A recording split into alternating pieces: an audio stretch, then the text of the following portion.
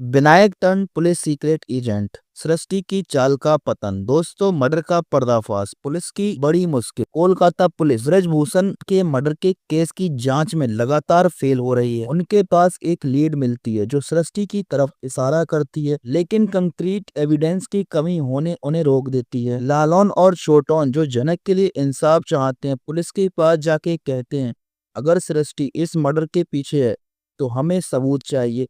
जनक के लिए ये लड़ाई जरूरी जीतनी है। पुलिस अब विनायक से मदद लेने का फैसला करती है, क्योंकि विनायक सृष्टि के क्लोज होने का नाटक करके उनका भरोसा जीत सकता है। इंस्पेक्टर विनायक से कहता है, हमें तुम्हारी मदद चाहिए। तुम हमारे सीक्रेट एजेंट बनकर सृष्टि के फोन और उसकी कांड का सबूत ला सकते हो। विनायक हेजिटेट होता है, लेकिन आदित्य और अनिरुद्ध के समर्थन के साथ वो जनक के लिए इंसाफ की लड़ाई में साथ देने का वादा करता है।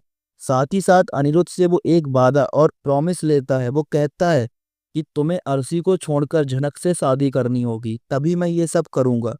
और ये अनिरुद्ध के फेवर में बात होती है, इसीलिए अनिरुद्ध हंसते हंसते उस चीज को हाँ कर देता है। दोस्तों, आपको कैसा लगेगा ये सब देखकर कि जनक और अनिरुद्ध एक साथ होने वाले हैं, शादी होने वाली है? आइए जानते हैं आगे की कहानी। इधर छोटौन का गुस्सा, माँ की जहर भरी सोच।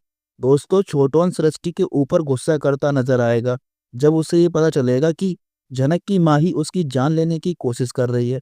छोटौन अपने इमोशंस कंट्रोल नहीं कर पाएगा और कहेगा, जो माँ अपनी बेटी को फेम और पैसों के लिए मारने की सोच रखती है, उसे माँ कहने का कोई हक नहीं।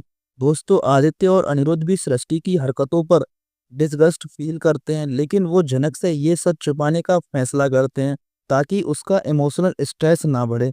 और तीसरे सीन में हमें देखने को मिलेगा कि विनायक की प्लानिंग, सृष्टि के पीछे का खेल। हाँ दोस्तों, विनायक अब सृष्टि के आसपास रहने लगता है और उसका भरोसा जीतने की कोशिश करता है। वो ऐसे दिखाता है जैसे कुछ हुआ ही नहीं है। सृष्टि जो विनायक को अपना अलाय समझने लगती है, उसके साथ अपने प्लान्स डिस्कस करने लगती है। एक रात सृष्टि अपने फोन में कुछ इम्पोर्टेंट मैसेज डिलीट करते हुए नजर आएगी।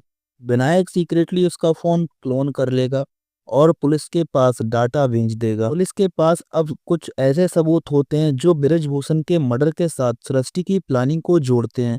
आदित्य और अनिरुद्ध मिलकर पुलिस की स्ट्रेटेजी को और स्ट्रांग बनाते हैं। इंस्पेक्टर एक प्रेस कॉन्फ्रेंस में कहते हैं, अब सृष्टि के खिलाफ सबूत मिल चुके हैं, अगला कदम उसे एक्सपोज करना है। अगले ही सीन में हमें फिर देखने को मिलेगा कि जनक की डिलेमा, मुंबई जाने का फैसला। जी हाँ दोस्तों, जनक अपने दुख और गलतफहमी से भागकर कोलकाता छोड़ने का फैसला करती है। वो अनिरुद्ध से कहती नजर आएगी, यहाँ रहकर सिर्फ दर्द मिल रहा है, मैं मुंबई वापस जाके अपनी जिंदगी नए सिरे से शुरू करना चाहती हूँ।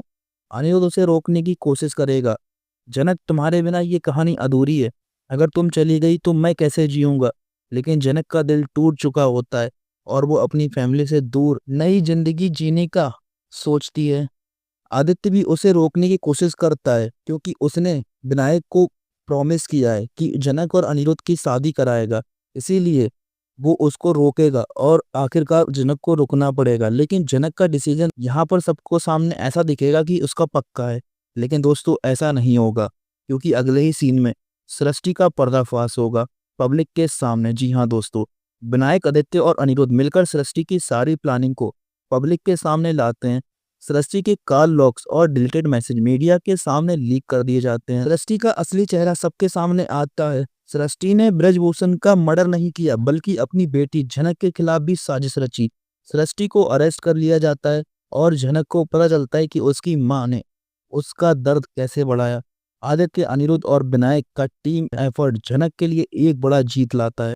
जनक और अनिरुद्ध का मिलन एक नई शुरुआत होगी। जी हाँ दोस्तों, इधर जनक मुंबई जाने के लिए तैयारी कर रही होती है जब अनिरुद्ध उसका सामने आता है। अनिरुद्ध कहता है, जनक तुम्हें पता चल गया होगा कि सृष्टि की प्लानिंग ने तुम्हें और मुझे अलग करने की कोशिश की, लेकिन मैं तुम्हारे साथ हूँ और हमेशा रहूंगा। जनक इमोशनल होती है और सोचती है, मुझे अपने प्यार पर शक नहीं करना चाहिए था।